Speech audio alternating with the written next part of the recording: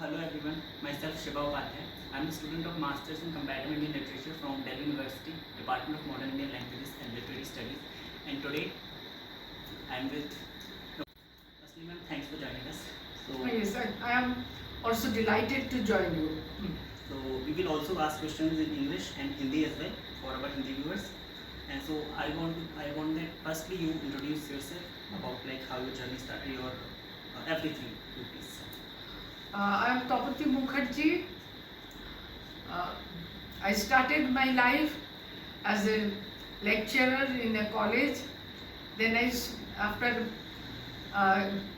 serving in the college for quite a few years, I joined Viswabharati Girls College at Howrah in West Bengal as principal.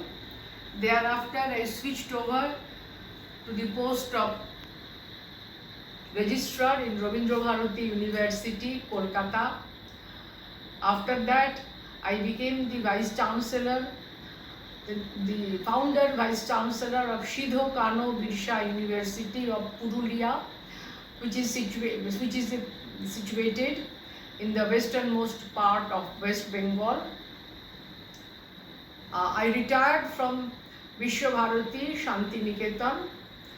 There I was Director Culture and Cultural Relations and Odhyaksha, that is Dean Rabindra Bhavan, which is Tagore Archives. After retirement, I joined Asiatic Society, Kolkata, first as a library secretary, then I became vice president. I am also president Sanskrit Sahitya Parishad and president of the interim committee Comparative Literature Association of India. I had authored and edited 22 books, and I had published articles in nearly 75 in number in journals and periodicals. Oh. So ma'am, even I want to know about Bengal, like as a girl when you were a student. So how many difficulties you faced as a girl, because we all know patriarchy still exists in India. So I want to know about that time. Did you ever face patriarchy? I mean, No, I studied all through in Bengal. I didn't feel any urge to switch over to other places because Bengal, as we all know, is very rich in culture and education, and so I started my school life in a very adjacent school, and then I switched over to Lady Brabham College, which is one of the premier institutions. You may ask, what is that asking? Why I joined a girls' college and why not a co-ed college? Then in that case, my answer to your query is quality of education matters, not the whether it is a co-ed college or a girls' college hardly matters. What matters in the case of educational arena is the quality of education imparted by that institution, by the teachers. And since Lady Brabham College of Kolkata was a premier institution not only in Bengal but recognized as a premier institution throughout India, even abroad, so I preferred to study there, and then I switched over to Calcutta University, and finally for my higher degrees, that is MPhil and doctorate, I did both my degrees, higher degrees in Jadavpur University, Kolkata. I had the opportunity and privilege to travel abroad several times to attend seminars and conferences, etc. But I never felt any urge to be a permanent resident abroad. Since I liked my country, I thought I have some duty to my motherland, so I preferred to stay in India and serve the purpose of education, which also tantamounts to service to humanity also. Okay. And then many students have done like their graduation in English honors. I have also done English honors. People wanted to go for MA English, not for MA Comparative Literature. So what do you think? What is the Yes, this is a very uh, appropriate question, and I also raised this issue in inaugural section of this conference of comparative literature, which was just held in Delhi University. Always, not only myself, but my teachers, students of comparative literature are always confronted with the question, why comparative literature when there are so many single literature departments in every university, in every college, then why comparative literature? What is the propriety of comparative literature? What is the efficacy of comparative literature? To these questions, my specific answer is comparative literature is a desideratum in a multilingual country like India, where there are so many languages, so many literatures, but all of which is bound by one single thread, that is the thread of India.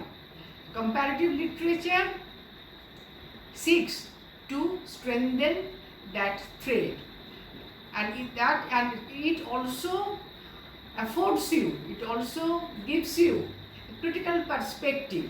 Thus, for example, as a student of Sanskrit, I read, I researched on, say, Kalidasa. But comparative literature teaches us to place Kalidasa in world perspective, to compare his performance, his achievements with other stalwarts of world literature, to find his place in the galaxy of world literatures. That is, a critical perspective is essential for a student of comparative literature, which is not available in a single literature study. Ma'am, in India, very few universities are providing this course like DU, Jadavpur, EFW. I think comparative literature has vast scope in South India, but why North Indians are not taking interest in this discipline? It is a fact that comparative literature was first introduced as a full-fledged department in Jadavpur University, Kolkata, and it was founded by the great literature Buddhadev Bose. But since then, within a decade, comparative literature has expanded in many universities. As for example, in Viswabharati, which is a central university founded by Rabindranath in Shantiniketan, we have a full-fledged computer literature center for comparative literature, which teaches MA, MPhil, and up to PhD degree. Similarly, in South India, you have several comparative literature departments, and in North India also comparative literature departments may be few in number, but I just give you one instance.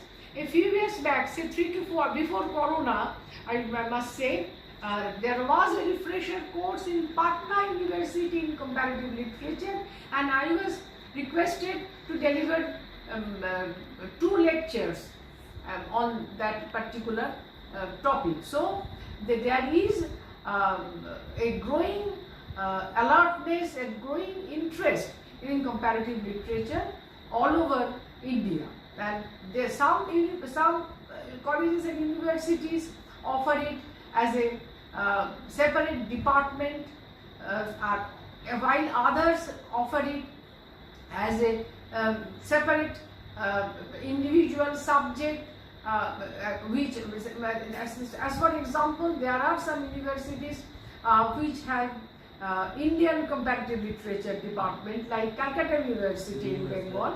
They offer Indian comparative literature. Similarly, there are certain universities which offer comparative literature as part of English language, in English language and literature. But the general tendency is that there is UGC, there is a growing interest about comparative literature. UGC has now given its recognition. They are holding NET examinations in comparative literature to enable students of comparative literature to get a job in colleges and university. So, compared to say English department or Bangla department or Gujarati department or Hindi department, definitely comparative literature departments are few in number, but since it is a newly introduced subject and which was long neglected, we have to consider this case that nowadays the interest is picking up, and we are hoping in near future to have more computer literature departments in various universities throughout India. Ma'am, like we can take example of Pondicherry University. Pondicherry University offers MA English combined with comparative literature. So should we do mandatory MA English with comparative literature in other universities as well? Yes, if it is run with as a branch of English literature, I think it will be an injustice to comparative literature. It is desirable that there will be separate comparative literature departments or centers which it may be Indian comparative literature departments. There is no harm in that, but to get a broader perspective, it should be a comparative literature like Jadavpur, like Viswabharati, which teaches literature as a whole in a global perspective, and that is the most desirable thing. But if that goal cannot be achieved right now, we may treat it as a part of English literature also, but that is not very desirable. I once again state and reiterate it. And many people claim that Indian education system is a big scam. Like if I talk about global university ranking, in top 100 there is no Indian university. We take example of MIT, Oxford, Cambridge, but still there is no Indian university. We can take example of NAC gives ranking, NIRF gives ranking. Like even if I talk about Sri Ram College of Commerce, it is called the best commerce college in India. But the ranking of SRCC is 90, and there is a college in ARSD in South Campus. The ranking of ARSD is top 4 or top 5. So I think, so what do you think? Why this is gap? Like SRCC offers best packages, best placement. SRCC offers best billionaires people. They have produced like Sanjeev Sania. He's the one of the greatest economists in India. He's the current economic advisor of Prime Minister Modi. But how can we believe on Indian institutional ranking? Why do we believe?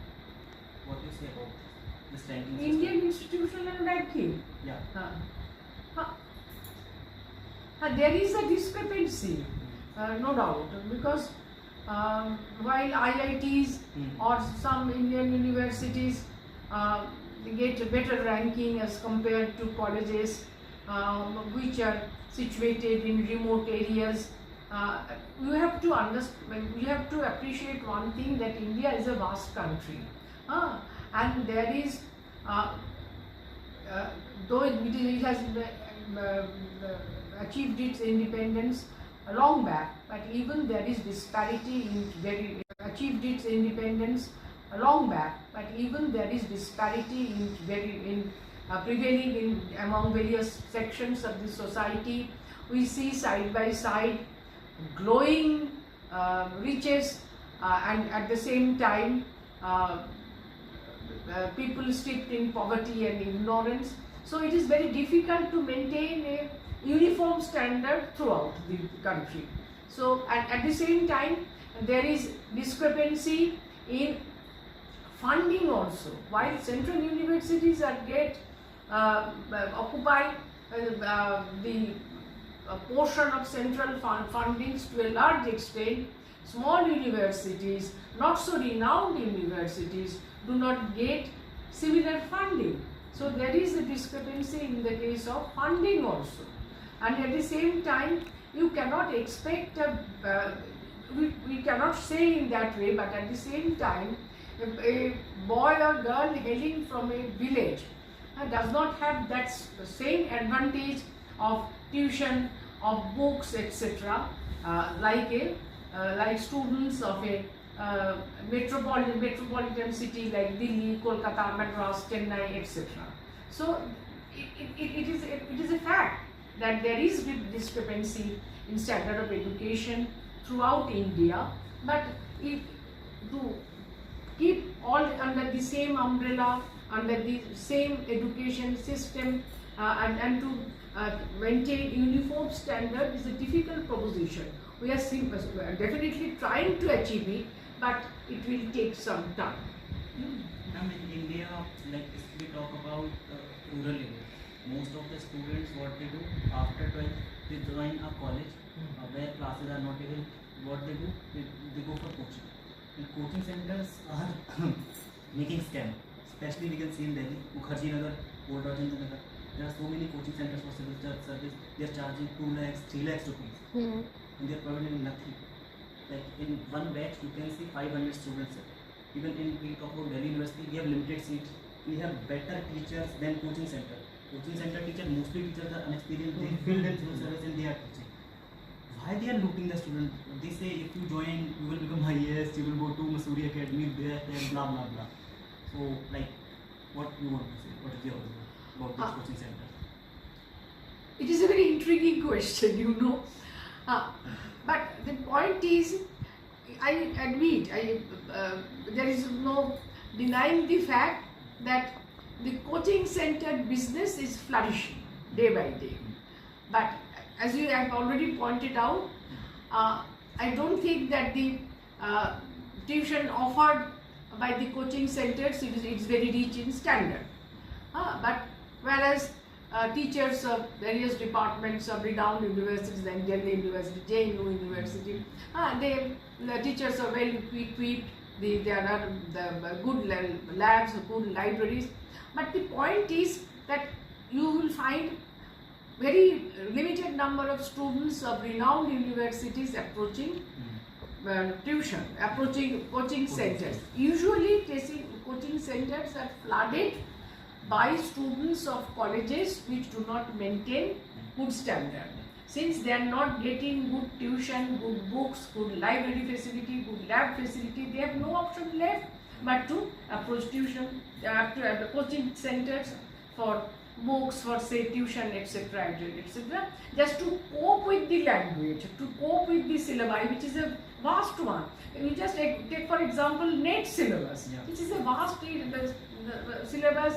It is a very critical syllabus. Unless you go to the coaching centers, you will not get through. So we have no option left. They have no option left.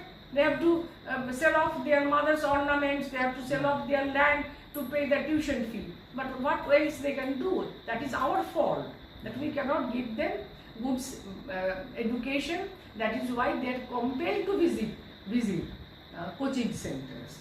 So unless we rectify ourselves, you cannot put an end to this tuition center business. This is a